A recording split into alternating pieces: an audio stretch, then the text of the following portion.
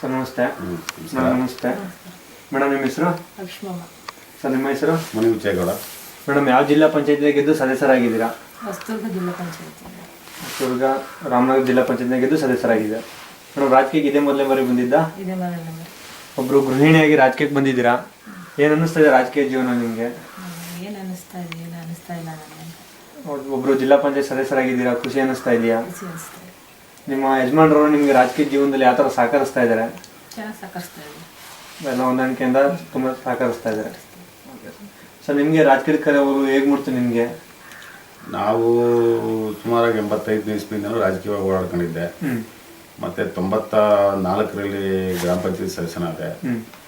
ಪರದತ್ತಿಗೆ 95ರಲ್ಲಿ ಜಿಲ್ಲಾ ಪಂಚಾಯತಿ ಸದಸ್ಯನಾದೆ. ಹಾಗೆ ನನಗೆ ನಮ್ಮ ತಂದೆ ಕೂಡ ಗ್ರಾಮ ಪಂಚಾಯತಿನಲ್ಲಿ, ವಿಲೇಜ್ ಪಂಚಾಯತಿನಲ್ಲಿ ಮೆಂಬರ್ ಆಗಿ ಆ ಕಾಲ 65 ಇಸ್ವಿನಲ್ಲಿ ಅವರು ಕೂಡ ಗ್ರಾಮ ಪಂಚಾಯತಿ ಉಪಾಧ್ಯಕ್ಷರು, ವೈಸ್ ಚೇರ್ಮನ್ ಅಂತ ಬರ್ತಿದ್ದಾಗ ವೈಸ್ ಚೇರ್ಮನ್ ಆಗಿದ್ರಂತೆ. ಅದು ನಮಗೆ ಅಷ್ಟೊಂದು ಅನುಭವ ಇಲ್ಲ. ಹಾಗೆ ನಮ್ಮಲ್ಲಿ ರಾಜಕೀಯವಾಗಿ ನಾವು ಮನೇಲಿ ಬರ್ತಾನೆ ಇದ್ವಿ. ಆಗಿಲ್ಲ ನಾವೇನು ಮೇಲ್ಮಟ್ಟಕ್ಕೆ ರಾಜಕೀಯಕ್ಕೇನು ಹೋಗಿಲ್ಲ. ಗ್ರಾಮ ಪಂಚಾಯತಿ ಲೆವೆಲ್ಲು, ಜಿಲ್ಲಾ ಪಂಚಾಯತಿ ಲೆವೆಲಲ್ಲಿ ಮಾಡ್ಕೊಂಡು ಬಂದಿದ್ದೀವಿ. ನಾನು ಮತ್ತೆ ಸೇವಾ ಸಹಕಾರ ಸಂಘದಲ್ಲಿ ಕೂಡ ಸದಸ್ಯನಾಗಿ ಸೇವಾ ಸಹಕಾರ ಸಂಘದ ಅಧ್ಯಕ್ಷನಾಗಿದ್ದೆ. ಮತ್ತು 2002ರಿಂದ 2007ವರೆಗೂ ಮಾರ್ಕೆಟಿಂಗ್ ಸೊಸೈಟಿನಲ್ಲಿ ಡೈರೆಕ್ಟರ್ ಆಗಿದ್ದೆ. ರಾಜಕೀಯವಾಗಿ ನಾನು ಮೊದಲಿಂದ ಬರ್ತಾನೆ ಇದ್ದೀನಿ. ಸರ್, ನಿಮ್ಮ ಫ್ಯಾಮಿಲಿ ಸತತವಾಗಿ ರಾಜಕೀಯದಲ್ಲೇ ಬೆಳ್ಕೊಂಡು ಬರ್ತಾ ಇದ್ದೀರಾ. ನೀವು ಒಂದ್ಸರಿ ಜಿಲ್ಲಾ ಪಂಚಾಯತ್ ಸದಸ್ಯರಾಗಿದ್ರಿ, ಇವಾಗ ಮೇಡಮ್ ಅವರು ಜಿಲ್ಲಾ ಪಂಚಾಯತಿ ಸದಸ್ಯರಾಗಿದ್ದಾರೆ. ಏನು ಅನ್ನಿಸ್ತಾ ಇದೆ ಸರ್ ನಿಮಗೆ? ಇಲ್ಲ, ನಾವು ಆಗಿದ್ವಿ, ತೊಂದರೆ ಏನಿಲ್ಲ. ನಾವು ಮೆಂಬರ್ ಆಗಿ ಎಲ್ಲ ಒಳ್ಳೆ ಕೆಲಸಗಳು ಮಾಡಬೇಕು, ನಾವು 4 ಜನಕ್ಕೆ ಸಹಾಯ ಆಗಬೇಕು, ನಮ್ಮಿಂದ 4 ಜನಕ್ಕೆ ಒಳ್ಳೇದಾಗಬೇಕು ಅಂತೇಳಿ ನಾವು ರಾಜಕೀಯ ಮಾಡ್ಕೊಂಡು 4 ಜನಕ್ಕೆ ಸಹಾಯ ಮಾಡ್ಕೊಂಡು ಗ್ರಾಮೀಣ ಅಭಿವೃದ್ಧಿಯಲ್ಲಿ ಬರ್ತಕ್ಕಂಥ ಸವಲತ್ತುಗಳು ಸರ್ಕಾರದಲ್ಲಿ ಏನು ಬರ್ತದೋ ಅದು ನೇರವಾಗಿ ಜನಗಳು ತಲುಪಿಸಲಿಕ್ಕೆ ನಾವು ಎಲ್ಲ ಥರದ ಹೋರಾಟಗಳು ಮಾಡಿ ಕೂಡ ಈಗ ಈ ವರ್ಷ ಸಿಕ್ಕಾಪಟ್ಟೆ ನೀರಿನ ಪ್ರಾಬ್ಲಮ್ ಅಂತು. ಎಲ್ಲದಕ್ಕಿಂತ ಜಾಸ್ತಿ ಈ ವರ್ಷದಲ್ಲಿ ಹಳ್ಳಿಗಾಡಿನ ರೈತರಿಗೆ, ಜನಕ್ಕೆ ಕುಡಿಯೋ ನೀರಿನ ಸಮಸ್ಯೆ ಸಿಕ್ಕಾಪಟ್ಟೆ ಬಂತು. ಆದರೆ ನಾವು ಅದನ್ನು ಎಲ್ಲೂ ಕೂಡ ಯಾವುದೇ ಹಳ್ಳಿಯಲ್ಲಿ ನೀರಿಲ್ಲ ಅಂತ ನೀತಿನಲ್ಲಿ ಅವ್ರಿಗೆಲ್ಲ ರೀತಿ ಏನು ಸರ್ಕಾರದಲ್ಲಿ ಬೋರ್ವೆಲ್ ಕೊಡಿಸೋದು, ಇನ್ನೊಂದು ಮತ್ತೊಂದು ಪೈಪ್ಲೈನ್ ಮಾಡೋದು ಎಲ್ಲವನ್ನು ಮಾಡಿ ಗ್ರಾಮ ಪಂಚಾಯತ್, ಜಿಲ್ಲಾ ಪಂಚಾಯತಿಯಲ್ಲಿ ಅವ್ರಿಗೆ ಏನು ಕೆಲಸ ಮಾಡ್ಬೋದು. ಹೆಚ್ಚಿನಾಗೆ ಏನು ನಮ್ಮ ಕ್ಷೇತ್ರದ ವ್ಯಾಪ್ತಿಗೆ ಬರ್ತಕ್ಕಂಥ ಯಾವುದೇ ಹಳ್ಳಿಗಳಲ್ಲಿ ಎಲ್ಲ ನಮ್ಮ ಕಾಡು ಪ್ರದೇಶ, ಗುಡ್ಡ ಪ್ರದೇಶ ಇರ್ತಕ್ಕಂಥ ಹಳ್ಳಿಗಳು ನಾವು ಹೆಂಗಿದ್ದೀವಿ ಅಂದರೆ ಸುತ್ತ ಬಾರ್ಡ್ರು, ತಮಿಳ್ನಾಡು ಬಾರ್ಡ್ರಿಗೆ ಟಚ್ ಆಗಿದ್ದೀವಿ ನಾವು. ನನ್ನ ಕ್ಷೇತ್ರ, ನನ್ನೂರು ನಮ್ಗೆ ಓಟಾಕ್ ಬರಲ್ಲ, ನಾವು ಪಕ್ಕ ಕ್ಷೇತ್ರಕ್ಕೆ ಹೋಗಿದ್ವಿ.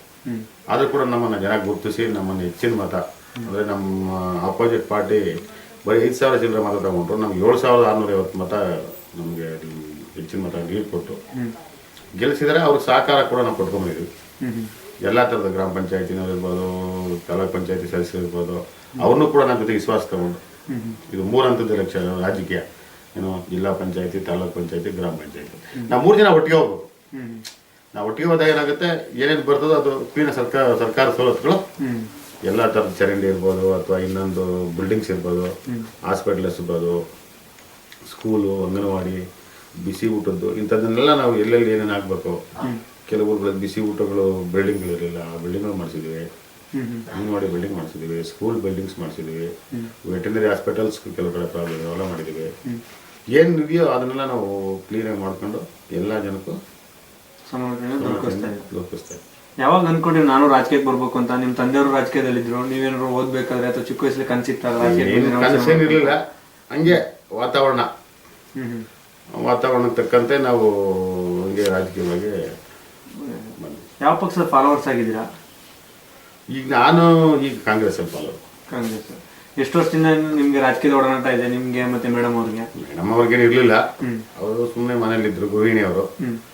ಈ ಅವಕಾಶದಲ್ಲಿ ಈಗ ಸರ್ಕಾರದಲ್ಲಿ ಬಂತಕ್ಕಂಥ 50% ರಿಸರ್ವದಲ್ಲಿ ಈಗ ನನಗೆ ಅವಕಾಶ ಸಿಕ್ಕೋ ಬದಲು ಅವ್ರಿಗೆ ಅವಕಾಶ ಸಿಕ್ತು. ಅವರು ಈ ವರ್ಷದಿಂದನೇ ಅವ್ರ ಎಲೆಕ್ಷನ್ಗೆ, ಈ ಎಲೆಕ್ಷನಲ್ಲಿ 2011ರಲ್ಲಿ ಅವ್ರ ಎಲೆಕ್ಷನ್ ಅಂತ ಬಂದಿತ್ತು. ಅದಕ್ಕೆ ಮೊದಲೇನೆ ಅವ್ರ ಎಲೆಕ್ಷನ್ ವಿಷಯದಲ್ಲಿ ಗೊತ್ತಿರಲಿಲ್ಲ, ತಲೆಗೆ ಕೇಳಿಸ್ಕೊಂಡಿರಲಿಲ್ಲ ಅವರು.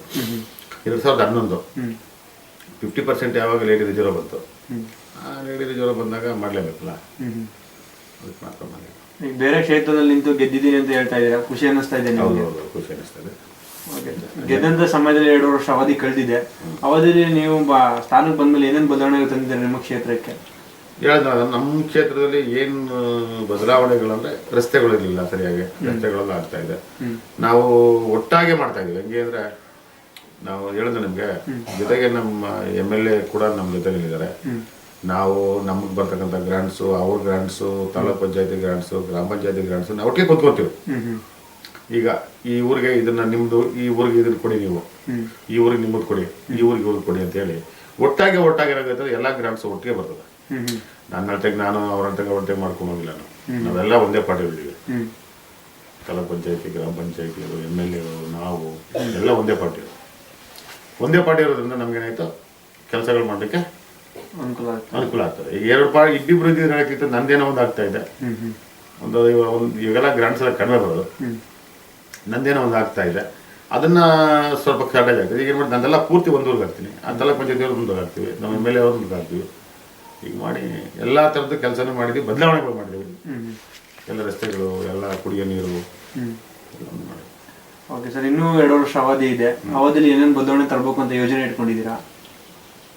ನಾವು ನಮ್ಮ ಅವಧಿ 2 ವರ್ಷದಲ್ಲಿ ಬದಲಾವಣೆಗಳು ತರೋಂಥದ್ದು ಏನಿರಲ್ಲ. ಅಲ್ಲಿ ಏನು ಬದಲಾವಣೆಗಳು ತರೋಂಥದ್ದು ಏನು ನಮ್ಗೇನು ಇನ್ನು ಮುಂದೆ ಇನ್ನೆಲ್ಲ ಸ್ವಲ್ಪ ರಸ್ತೆಗಳನ್ನು ಮಾಡಬೇಕಾಗ್ತದೆ, ಸ್ಕೂಲ್ ಬಿಲ್ಡಿಂಗ್ಸ್ ಕೆಲವು.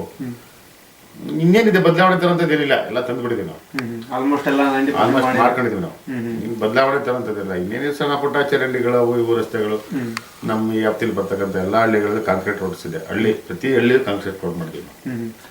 ಓಕೆ ಸರ್, ಈಗಿನ ರಾಜಕೀಯಕ್ಕೂ 1985 ಆ ರಾಜಕೀಯಕ್ಕೂ ಏನು ವ್ಯತ್ಯಾಸ ಕಾಣ್ತಾ ಇದೆ? 85 ಇಸ್ವಿನಲ್ಲಿ ಇದ್ದ ರಾಜಕೀಯ ಅವತ್ತಿಗೂ ಇವತ್ತಿಗೂ ಬಹಳಷ್ಟು ಡಿಫ್ರೆಂಟ್ ಇದೆ. ಅವತ್ತೇನು ರಾಜಕಾರಣಿಗಳು ಏನು ಮಾಡ್ತಾರೆ ಅದೇ ಸತ್ಯ ಆಯಿತು. ರಾಜಕಾರಣಿಗಳು ಏನು ಕೆಲಸ ಮಾಡ್ತಾರ ಬಿಡ್ತಾರೋ ಗೊತ್ತಿರಲಿಲ್ಲ. ಜನಕ್ಕೆ ಯಾರಿಗೂ ಮುಟ್ತಿರಲಿಲ್ಲ. ಇದು ಯಾವುದೇ ಮೀಡಿಯಾ ಇರಲಿಲ್ಲ, ಅಥವಾ ಎಲೆಕ್ಟ್ರಾನಿಕ್ ಮೀಡಿಯಾ ಇರಲಿಲ್ಲ. ಯಾವುದೋ ಒಂದು ಪೇಪರ್ ತರೋರು, ಪೇಪರ್ಲೇನೋ ಓದೋರು, ಏನು ಬಂತು ಅದಷ್ಟೇ. ಇವತ್ತೇನು ಆಗ್ತಾ ಇದೆ, ನಾನು ಏನು ಮಾಡ್ತಾ ಇದ್ದೀನಿ ಅನ್ನೋದನ್ನ ನೀವು ನೋಡ್ತಾ ಇರ್ತೀರ.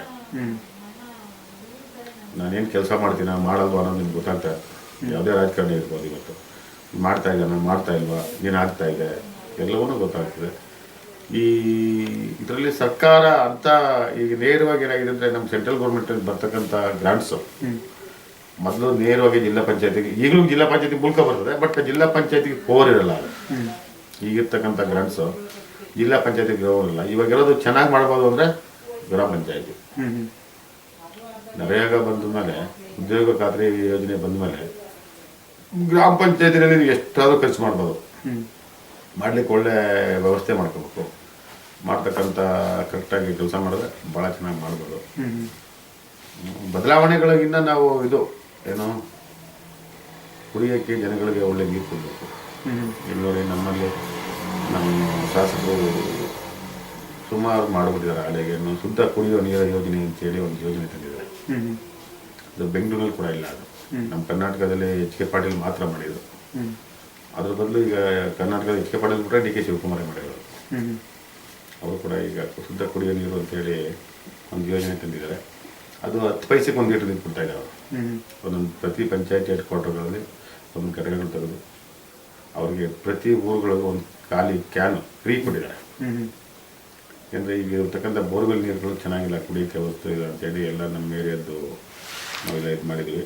ಅದನ್ನು ಮಾಡಿದ್ದೀವಿ. ಇನ್ನು ಮುಂದೆನೂ ಕೂಡ ನಾವೇನು ಬರ್ತದೋ ಸರ್ಕಾರ ಸವಲತ್ತು ಜೊತೆಗೆ ನಾವು ಕೂಡ ಸೇರ್ಕೊಂಡು ಎಲ್ಲ ಹಳ್ಳಿಗಳಲ್ಲಿ ಎಲ್ಲ ಥರದ ಕೆಲಸ ಕಾರ್ಯಗಳನ್ನು ಮಾಡ್ಕೊಳ್ತೀವಿ. ಸರ್, ನಿಮ್ಮದು 30 ವರ್ಷದ ರಾಜಕೀಯದ ಅನುಭವದ ಮತ್ತು ಈ ಸಂದರ್ಶನ ಮೂಲಕ ಏನಾದ್ರು ಹೇಳಕ್ಕೆ ಇಷ್ಟಪಡ್ತೀರಾ? ನಮ್ಮ ಸಂದರ್ಶನ ಮೂಲಕ ಹೇಳೋದೇನೆಂದರೆ, ನಾವು ರಾಜಕೀಯ ಮಾಡಿದ್ದು ನಮ್ಗೆ ತುಂಬ ಖುಷಿ ಅನಿಸ್ತು. ನಾವು ಎಲ್ಲೇ ಹೋದ್ರು ಕೂಡ ಜನ ನಮ್ಮನ್ನು ಇವತ್ತು ಗುರುತಿಸ್ತಾರೆ. ಇಡೀ ತಾಲೂಕಿನಲ್ಲಿ ನಮ್ಮನ್ನು ಯಾರು ಮುಂಚೆಗೌಡರು ಯಾರು ಅಂದರೆ ಇಂಥವ್ರು ಅಂತ ಹೇಳ್ತಾರೆ. ಇದ್ರ ಬಗ್ಗೆ ನಮ್ಗೆ ಭಾಳಷ್ಟು ಹೆಮ್ಮೆ ಇದೆ. ಸರ್, ಇದೇ ರೀತಿ ರಾಜಕೀಯ ಜೀವನದಲ್ಲಿ ಮುಂದುವರಿಬೇಕು ಅಂತ ಆಸೆ ಇದೆಯಾ? ಹೌದು, ಅವಕಾಶ ಸಿಕ್ಕಿದ್ರೆ ಮುಂದುವರಿತೀವಿ. ಇಲ್ವಾ ಅವಕಾಶ ಇಲ್ವಾ, ಆದ್ರೂ ನಾವು ಅವತ್ತು ಕೂಡ ನಾವಿರೋ ತನಕ ರಾಜಕೀಯವಾಗಿ ಇರ್ತೀವಿ. ನಾವು ಅದು ಸ್ಥಾನ ಇಲ್ಲದೆ ಇಲ್ದಿರೇ ಹೋಗ್ಲಿ ರಾಜಕೀಯದಲ್ಲಿ ತೊಡಸ್ಕೊಂಡಿದೀವಿ. ಇರ್ಲಿ, ಆ ಸ್ಥಾನ ಸಿಗದೆ ಹೋಗ್ಲಿ. ಈಗ 95 2000 ಸ್ಥಾನ ಇತ್ತು. 2000 2011ವರೆಗೂ ನಾವು ಯಾವ ಸ್ಥಾನ ಇರಲಿಲ್ಲ, ಆದ್ರೂ ರಾಜಕೀಯ ಮಾಡ್ತಾ ಇದ್ವಿ. ಈ 2011ರಿಂದ ಈ 16ವರೆಗೂ ನಮ್ಗೆ ಇರ್ತೀವಿ. 16 ಆದ್ಮೇಲೆ ಅವಕಾಶ ಸಿಕ್ಕಿ ನಮಗೂ ಅವಕಾಶ ಸಿಕ್ಕಿದ್ರೆ ಮುಂದಕ್ಕೆ ಹೋಗ್ತೀವಿ, ಅಥವಾ ಇನ್ನೊಂದಕ್ಕೆ ಹೋಗ್ತೀವಿ. ಇಲ್ಲ ನಮಗ್ ಬೇಡ, ನೀವು ಮಾಡಿದ್ರೆ ಇಂಥ ಇನ್ನೊಬ್ರು ಬಿಡೋಣ ಅಂತೇಳಿ ನಮ್ಮ ಪಾರ್ಟಿ ಡಿಸೈಡ್ ಆದರೆ ಅವ್ರಿಗೆ ಬಿಡಿ ಸ್ವಾಮಿ ನಾವು ನಮ್ಮ ಜೊತೆ ಇರ್ತೀವಿ. ಅವರು ಬಿಟ್ಕೊಡೋಕ್ಕೂ ರೆಡಿ ಆಗಿದ್ದೀರಾ ಮತ್ತು ಅವಕಾಶ ಸಿಕ್ಕರೆ ಮುಂದುವರೆಗೂ ಒಂದು ರೆಡಿ ಆಗಿದ್ದೀವಿ ನಾವು. ಓಕೆ ಸರ್, ನಿಮ್ಮ ಕ್ಷೇತ್ರದ ಜನತೆಗೆ ನೀವು ಯಾವ ಥರ ಸಹಕರಿಸ್ತಾ ಇದ್ದೀರಾ?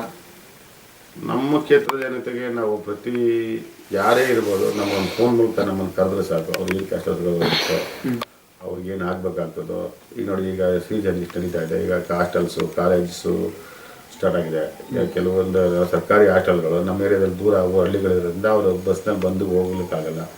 ಪ್ರತಿ ಹಾಸ್ಟೆಲ್ಗಳಿಗೆ ಹೋಗ್ತೀವಿ, ಪ್ರತಿ ಎಲ್ಲ ಹಾಸ್ಟೆಲ್ಗಳಿಗೆ ಹೋಗಿ ಎಲ್ಲ ಮಕ್ಕಳಿಗೆ ಅಲ್ಲಿ ತಕ್ಕಂಥ ಸವಲತ್ತುಗಳು ಕೊಡಿಸಿ ಅವ್ರಿಗೆ ನೋಡಪ್ಪ ಸಿಟಿಯವ್ರಿಗಿನ್ನ ನೀವು ನಮ್ಮ ಹಳ್ಳಿಯವ್ರಿಗೆ ನಮ್ಗೆ ಕೊಡಲೇಬೇಕು. ನಮ್ಮ ಕ್ಷೇತ್ರದ ಮಕ್ಕಳಿಗೆ ನಾವು ತುಂಬ ದೂರ ಆಗಲಿದೆ ಕನಕಪುರಕ್ಕೆ, ಕೆಲವು ಊರುಗಳು 60 ಕಿಲೋಮೀಟ್ರ್ 50 ಕಿಲೋಮೀಟ್ರ್ ಇದೆ, ಅಲ್ಲಿಂದ ಬರ್ಲಿಕ್ಕಾಗಲ್ಲ. ಅವರು ಕೆಲವು ಕಾರ್ಡಲ್ಲಿದ್ದಾರೆ ಅಂತೇಳಿ ಎಲ್ಲ ಮಕ್ಕಳಿಗೂ ನಾವು ಅವಕಾಶ ಕೊಡಿಸ್ತಾ ಇದ್ವಿ. ಎಜುಕೇಷನ್ ಬಗ್ಗೆ ತುಂಬ ಇಂಪಾರ್ಟೆಂಟ್ ಕೊಡಿಸ್ತಾ ಇದ್ವಿ. ಏನು ಹಾಸ್ಟೆಲ್, ಕಾಲೇಜ್ ಹಾಸ್ಟೆಲ್ ಇರ್ಬೋದು, ಹೈಸ್ಕೂಲ್ ಹಾಸ್ಟೆಲ್ಸ್ ಇರ್ಬೋದು, ಸರ್ಕಾರಿ ಹಾಸ್ಟೆಲ್ಗಳು. ಕೆಲವರು ಈಗ ಮಕ್ಕಳು, ಕೆಲವು ಮಕ್ಕಳಿಗೆ ಮುರಾರ್ಜಿ ಸ್ಕೂಲ್ಸು ಮತ್ತು ಇಂಥ ಸ್ಕೂಲ್ಗಳಲ್ಲೆಲ್ಲ ಕೂಡ ನಾವು ಅವಕಾಶ ಕೊಡಿಸಿ ಅವ್ರಿಗೆಲ್ಲ ಸೀಟ್ಗಳು ಕೊಡಿಸಿ ಹೆಚ್ಚಿನ ಏನು ಆಗ್ತಾ ಇದ್ದೀವಿ ನಾವೆಲ್ಲವನ್ನು ಮಾಡ್ತೀವಿ. ನಮ್ಮ ಜನ ಕೂಡ ನಮ್ಮನ್ನು ಅಷ್ಟೇ ವಿಶ್ವಾಸ ಇಟ್ಕೊಂಡಿದ್ದಾರೆ.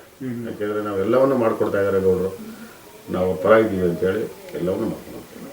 ಮೇಡಮ್, ಈ ರಾಜಕೀಯ ಬಿಟ್ಟು ಅದು ಸಂಘ ಸಂಸ್ಥೆಯಲ್ಲಿ ನೀವು ಗುರುತಿಸ್ಕೊಂಡಿದ್ದೀರಾ? ಇಲ್ಲ ಸರ್, ನಾವು ಸಂಘಕ್ಕೆ ಯಾವ ಸಂಘ ಇಲ್ಲ. ಹೌದಲ್ಲ, ರಾಜಕೀಯಕ್ಕೆ ತೊಡಸ್ಕೊಂಡಿದ್ದೀರಾ. ನೀವೊಬ್ರು ಜಿಲ್ಲಾ ಪಂಚಾಯತ್ ಸದಸ್ಯರಾಗಿ ಕಾರ್ಯನಿರ್ವಹಿಸೋಕ್ಕೆ ಖುಷಿ ಅನ್ನಿಸ್ತಾ ಇದೆಯಾ ನಿಮಗೆ? ಸರ್, ನಿಮಗೆ ಓಟಾಗಿ ಈ ಸ್ಥಾನ, ಮೇಡಮ್ ಅವ್ರು ಈ ಸ್ಥಾನಕ್ಕೆ ಬರಬೇಕು ಮತ್ತು ನೀವು ರಾಜಕೀಯದಲ್ಲಿ ಈ ಸ್ಥಾನಕ್ಕೆ ಬರ್ಬೇಕು ಅಂದರೆ ಓಟಾಗಿ ಗೆಲ್ಸಿರೋಂಥ ಮತದಾರ ಕಾರಣ. ಆ ಮತದಾರರಿಗೆ ಸಂದರ್ಶನ ಮೂಲಕ ಏನು ಹೇಳ್ತೀರಾ? ತುಂಬ ಅವ್ರ ಬಗ್ಗೆ ನಾನು ತುಂಬ ಹೆಮ್ಮೆ ಪಡ್ತೀನಿ. ನನಗೆ ಮತ ಆಗಿರೋಂಥ ಮತ ಬಾಂಧವರು ನನ್ನನ್ನು ಇವಾಗಲೂ ಅಷ್ಟೇ, ನಾನು ಅವಾಗ 95ರಲ್ಲಿ ನಿಂತಾಗಲೂ ಕೂಡ ನಾನು ಅವಾಗ ಇದೇ ಕ್ಷೇತ್ರಕ್ಕೆ ನಿಂತ್ಕೊಂಡಿದ್ದೇನೆ. ಅದು ಬರ್ತಾಯಿತ್ತು ನನಗೆ. ಅವಾಗಲೂ ಕೂಡ ನನಗೆ 4,000 ಚಿಲ್ಲರೆ ಮತಗಳನ್ನು ನನ್ನ ಜಯಿಸಿದ್ದು ಮಾಡಿದೆ. ಮತ್ತು ಈಗ 7,000 ಚಿಲ್ಲರೆಯಿಂದ ಮಾಡಿದರೆ ಅವರಿಗೆ ನಾನು ಭಾಳ ಚಿರಋಣಿ ಆಗ್ತೀನಿ. ಯಾಕೆಂದರೆ ಆ ಮತದಾರರು ನನಗೆ ಇಷ್ಟೊಂದು ಮತ ಕೊಟ್ಟು, ಬೇರೆ ರಾಜಕೀಯದಲ್ಲಿ ಬೇರೆಯವರೆಲ್ಲ ನಮ್ಮ ಬ್ಯಾಚ್ನವ್ರು ನಿಂತ್ಕೊಂಡು ಬೇಕಾದಷ್ಟು ಹಣಗಳು ಖರ್ಚು ಮಾಡೋದು, ಆದರೆ ನನ್ನ ಮಟ್ಟಕ್ಕೆ ಯಾರು ಬರಲಿಕ್ಕಾಗಲಿಲ್ಲ. ನನಗೆ ಅವರು ಎಲ್ಲವನ್ನು ಕೊಟ್ಟು ಮತ ಕೊಟ್ಟು ನನ್ನ ಕ್ಷೇತ್ರದ ಜನತೆ, ಬೇರೆಯವರೆಲ್ಲ ಹಣಕಾಸಿಗೆ ಇಷ್ಟಪಟ್ಟು ಈ ಎಲೆಕ್ಷನ್ಗಳಲ್ಲಿ ಗೊತ್ತೇ ಇದೆ ನಿಮಗೆ, ಆದರೆ ನನ್ನ ಕ್ಷೇತ್ರದ ಜನತೆ ಆ ಥರ ಮಾಡಿಲ್ಲ. ನನಗೆ ಅವರೇ ಸಹಾಯ ಮಾಡಿ ಅವರೇ ನನಗೆ ಮತ ಹಾಕಿ ನನ್ನ ದೇಶದಲ್ಲಿ ಮಾಡಿದ್ದಾರೆ. ಅವ್ರಿಗೆ ಭಾಳ ಚಿರುಣಿ ಆಗ್ತೀನಿ ನಾನು. ಅವ್ರ ಬಗ್ಗೆ ನನಗೆ ಭಾಳಷ್ಟು ಹೆಮ್ಮೆ ಅನ್ನಿಸ್ತು. ನನಗೆ ಇಷ್ಟೊಂದು ಮತ ಕೊಟ್ಟು, ಜೊತೆಗೆ ನಮಗೆ ಇರ್ತಕ್ಕಂಥ ನಮ್ಮ ನಾಯಕರ ಬಗ್ಗೆ ವಿಶ್ವಾಸ ಇಟ್ಟಿದ್ದಾರೆ. ನಮಗೆ ಇಲ್ಲೇನಾಗ್ತಾ ಇದೆ, ರಾಜಕೀಯವಾಗಿ ನಮ್ಮ ನಾಯಕರು ಭಾಳ ಮುಖ್ಯ. ನೀವು ಯಾವುದೇ ರಾಜಕೀಯವಾಗಿ ನೀವು ಒಳ್ಳೆ ಕೆಲಸ ಮಾಡ್ಬೇಕಂದಾಗ ಒಬ್ಬರಿಗೆ ನೀವು ಏನಾರು ಇಷ್ಟೆಲ್ಲ ಮಾಡ್ಬೇಕಂದ್ರೆ ನಿಮ್ಮದೇ ಅವ್ರು ಯಾರು ಇರಬೇಕು. ಹಾಗೆ ನಮಗೆ ನಮ್ಮ ಡಿ.ಕೆ. ಸುರೇಶ್ ಅಂತೇಳಿ ನಮ್ಮ ನಾಯಕರಿದ್ದಾರೆ. ಡಿ.ಕೆ. ಸುರೇಶ್, ಶಿವಕುಮಾರ್ ತಮ್ಮ ಅವರು, ಅವರೇ ನಮಗೆಲ್ಲ ಥರದ ಮಾರ್ಗದರ್ಶಿಗಳು. ಅಂದರೆ ಒಂದು ಗೈಡೆನ್ಸ್ ಮಾಡೋಕ್ಕೆ, ಪೂರ್ತಿ ಅನ್ನಕ್ಕೆ, ಮತ್ತು ಕೆಲಸಗಳು ಮಾಡಲಿಕ್ಕೆ ನೀವು ಇಂಥದನ್ನೇ ಮಾಡಬೇಕು, ಹೀಗೆ ಮಾಡಿ, ಈಗ ಮಾಡಿದ್ರೆ ಒಳ್ಳೇದಾಗುತ್ತೆ, ಈಗ ಮಾಡಿದ್ರೆ ಒಳ್ಳೇದಾಗುತ್ತೆ ಅಂತೇಳಿ ಅವ್ರು ನಮ್ಗೆ ಭಾಳಷ್ಟು, ಈ ಸಂದರ್ಭ ಮೂಲಕ ಅವರಿಗೆ ಭಾಳಷ್ಟು ಕೃತಜ್ಞತೆ ತಿಳಿಸ್ತೀನಿ ನಾನು. ಅವರು ಎಷ್ಟು ದಿವಸ ರಾಜಕೀಯವಾಗಿರ್ತಾರೆ, ನಾವು ಕೂಡ ಅವ್ರ ಅಷ್ಟೇ ದಿವಸ ರಾಜಕೀಯವಾಗಿರ್ತೀವಿ. ಮುಂದೆ ಅವರಿದ್ರು ನಮ್ಮದೇ ಹೋಗ್ತಾ ಇರ್ತೀವಿ. ಓಕೆ ಸರ್, ಇಷ್ಟು ಸಮಯ ಕಾಲ ನಿಮ್ಮ ಮನಳ ಮಾತ್ಕೊಂಡು ನಮ್ಮ ಹಂಚ್ಕೊಂಡಿದ್ದಕ್ಕೆ ಧನ್ಯವಾದಗಳು. ನಮಸ್ಕಾರ.